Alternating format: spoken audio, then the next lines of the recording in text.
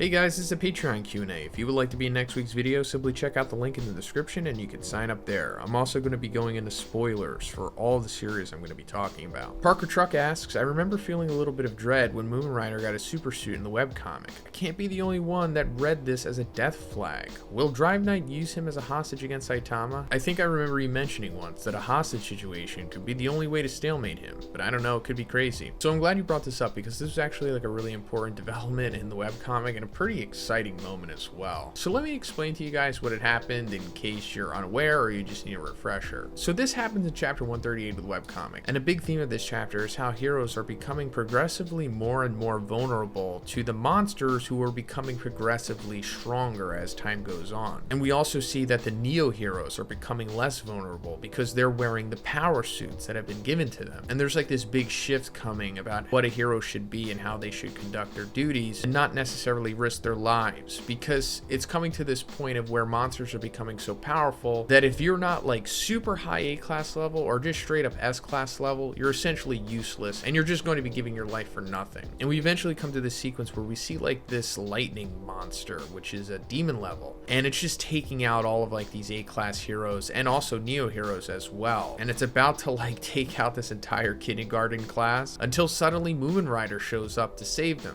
And in my opinion, this sequence is kind of like the sequel to the Mumen Rider versus Deep Sea King sequence that we saw in season 1. And as you would expect, Mumen Rider gets completely destroyed by this monster, considering we established that he's a demon level and this is Mumen Rider. And as Mumen Rider is getting beaten down by this monster, we start to hear this monologue about how this person has a lot of respect for Mumen Rider and that Mumen Rider actually inspired them to become heroes by teaching them that you don't need to be some amazing Superman to save lives. But they're not in delusion about this, and they realize that like he's just weak, because as we know, while Mumen Rider has like this unrequited heroism and no fear, he is unfortunately very painfully C class level. And this person also reiterates what we went over previously, with monsters showing up are getting stronger by the day. The age has come where the powerless will start being culled, essentially meaning that like if you're not like S class level at this point, you're eventually just going to get killed immediately. Not like as where it was before, where A through C class heroes were viable in taking out most of the monsters because they weren't all like demon and dragon level up until more so recently. And they predict that, considering the trajectory of things, he's not going to be alive much longer if he stays on this track, so that he should basically retire at this point. But they say if you insist on fighting still, which they assume that he is going to, since Mumen Rider doesn't really care about risking his life. And then we find out who's been speaking this whole time, and we see that this is actually a flashback to this person talking to Mumen Rider, and it was Excel, who is one of the Neo leaders of the Neo heroes and also the leader of the Hunters. Before joining the Neo heroes, Excel and the Hunters were like this vigilante group who went after monsters, and they all came together because one or more of their loved ones were killed by monsters, and it turns out that they were directly influenced by Mumen Rider. But going further, Excel tells Mumen Rider that this is a specially built battle suit and they had it customized just for him. And then we come back to the present and we see that Mumen Rider actually had put on this special battle suit, and he suddenly gets up under from the fist of the lightning monster, and he starts to have like this aura come out of him, denoting that the power has activated. And then he does a justice uppercut and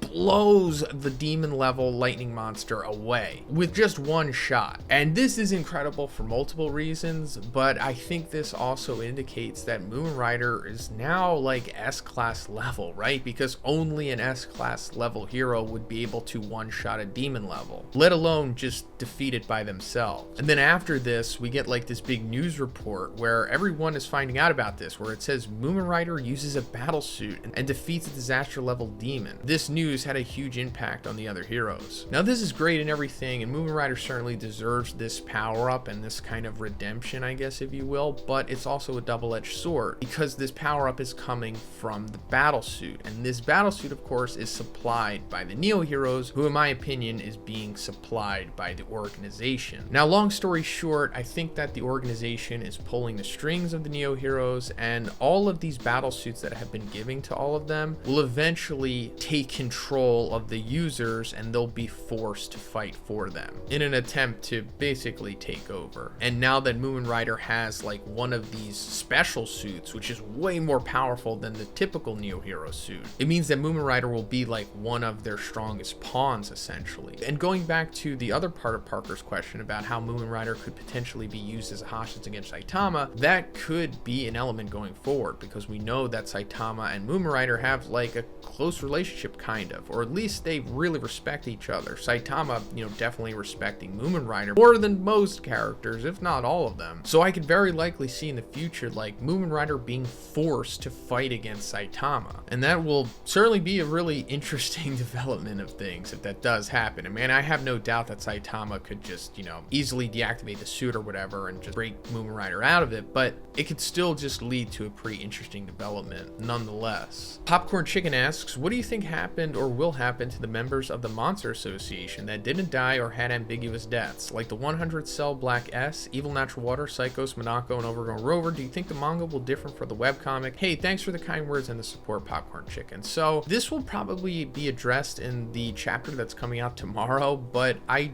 think that it's more or less going to stay kind of the same as the webcomic. I mean, it could change, of course, but I don't think that would benefit the story if it does. I for sure see Black S and Overgrown Rover still being alive, and they're going to be discovered by Saitama in the next chapter, and they're likely going to become his pets, just like how they did in the webcomic. Evil Natural Water, I still think he's alive because we saw that his eyes were still intact after getting serious punched, and it may play out the same way with Pig God discovering him, and then he just eats him, and then that's the end of him, maybe. Psychos is still going to be around. We saw that she was still alive, and she's important to the future of the story for sure, with like the God stuff. Like, that's still going to be addressed later on, and she's going to be a huge part of it. Monaco, not really sure. Maybe she sticks with the Flashy Flash or something. I do think she's going to stay around, and we'll eventually see like a different form from her. Like, it was mentioned that she's a female for a reason, and she also has the singular eye, which is not good. Ryan asks, do you think it's possible to give Shoto another power-up so that he can keep up more with Bakugo's new cluster speed attack and potential buff after revival? I don't want him to be left behind in the dust just because he's not fighting Shiraki. I don't think Shoto's going to be left in the dust. I mean, he did just get his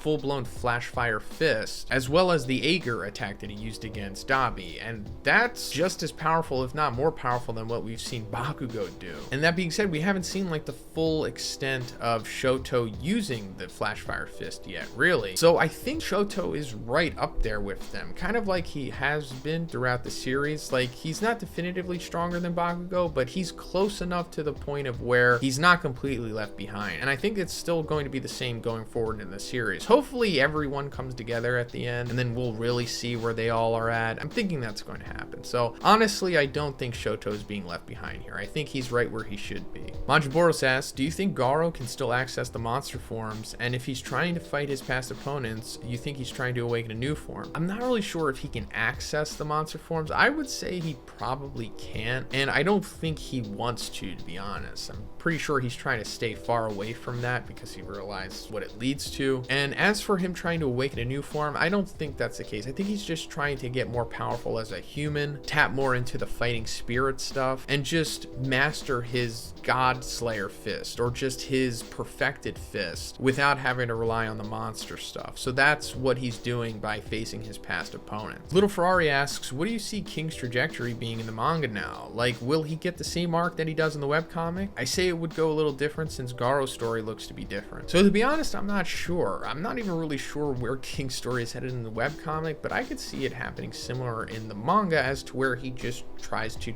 get traditionally strong and he doesn't want to have to rely on his facade anymore. But even then, I don't know where that's going to head, because realistically, King can't really get that strong. It's not like he's glasses or something. So the most I could see happening is that he's just going to put his life on the line and just try to be somewhat of a legitimate hero than just standing idly by and hoping that he gets by on luck, you know? James J asks, why do you think Yuji has superhuman speed and strength prior to even eating Sukuna's finger? So at this point, it's heavily implied, pretty much 99% confirmed without directly being said yet, that Yuji was purposely made to be the vessel for Sukuna. Like, Kenjaku took over this woman using his curse technique and randomly found Yuji's dad, maybe purposely, and together they gave birth to Yuji so that he would be this super powerful human in order to be strong enough to eat Sukuna's finger and become his host, because you need like a superhuman like Yuji in order to be a viable host for Sukuna. This is eventually all fully going to be confirmed later on in the story for sure. It's just a matter of time. Samurai asks, what's going on with your Kaiju number 8 series coverage? Do you already have something specific planned for it? So it's a little difficult for me to cover so many series at once. So I didn't drop it. I still do read the chapters, but I'm just not going to be making content on the manga until after the anime comes out. So I've put my manga coverage on hiatus for now because I've just been so burnt out and I need to focus on the main series that I'm covering right now. But I will for sure cover the anime, which might come out next year, if not 2024. But I'll be covering the anime, and then once the anime is over, I'll go back to the manga if it's still around. I wouldn't be surprised if we're in the final arc right now, to be honest. Boxsteam asks, so I had a theory about the potential of the Seraphim in the One Piece and was wondering, how do you think an encounter between Luffy and Seraphim Ace could go? So you're saying hypothetically, if they got Ace's DNA and they made a Seraphim out of him, how would Luffy react to fighting against him? And I think at first he would be a little shocked for sure,